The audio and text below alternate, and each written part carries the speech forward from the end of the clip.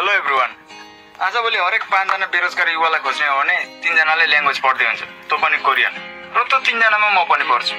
मैले 40,000 को कोटा आउँछ भन्ने सुनेर पढ्न थालेको। मैले पढेको 6 महिना भयो, तर मलाई 40 वटा शब्द नै आउँदैन। र त्यो 40 वटा शब्द यदि आयो भने पनि न त त्यो कोर्स बुकमा भेटिन्छ न त मिनिङ बुकमा। त्यो मलाई केटाहरूले सिकाएको। उनीहरूलाई कसले सिकायो थाहा भएन या गाली गरेको। मलाई कोरिया जान मन लाग्छ तर पढ्न मन लाग्दैन। यो कोरियन पढ्नेहरूको चटक हेर्छु मलाई अचम्म लागेर आउँछ।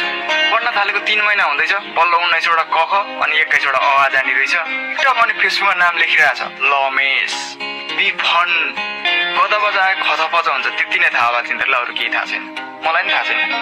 मेरो साथीहरू पढेर पास हुन्छु भन्ने त आशै छैन। लकले पास हुन्छु भनेर पढिरहेछ, जसलाई चाउचाउ मन पनि पर्दैन। मैले ल्याङ्ग्वेज पढ्न थालेपछि थाहा पाएँ मान्छेहरूको सोध्ने क्वेसन पनि फेरिँदो रहेछ। अब के गर्छस् भनेर सोध्नेहरू सजिलो हुन्छ कि अप्ठ्यारो हुन्छ सोध्न थाले। म भनिदिन्छु, क्लास जान र आउन चाहिँ सजिलै हुन्छ, पढ्न चाहिँ अप्ठ्यारो हुँदो रहेछ। अनि एक्जाम कहिले हुन्छ त? भरे बेलुका सब्जी के हुन्छ त मलाई थाहा हुँदैन। एक्जाम कहिले हुन्छ मलाई के थाहा? मान्छेहरू भन्छन् मेहनत गरेर पढ्यो भने पास भइहालिन्छ नि। थाहा छ त? पढ्नै मन लाग्दैन। अगाडिको पढ्यो भने पछाडिको बिर्सिन्छ, पछाडिको पढ्यो भने अगाडिको बिर्सिन्छ। दुइटै याद गरौँ, भरे अर्कै मिनिङ निस्किन्छ। मलाई लाग्छ यो सिचुएसनमा आधी सर कन्फ्युज छ। खाडी जाउँ कि एक्जाम पर्ख्यौँ?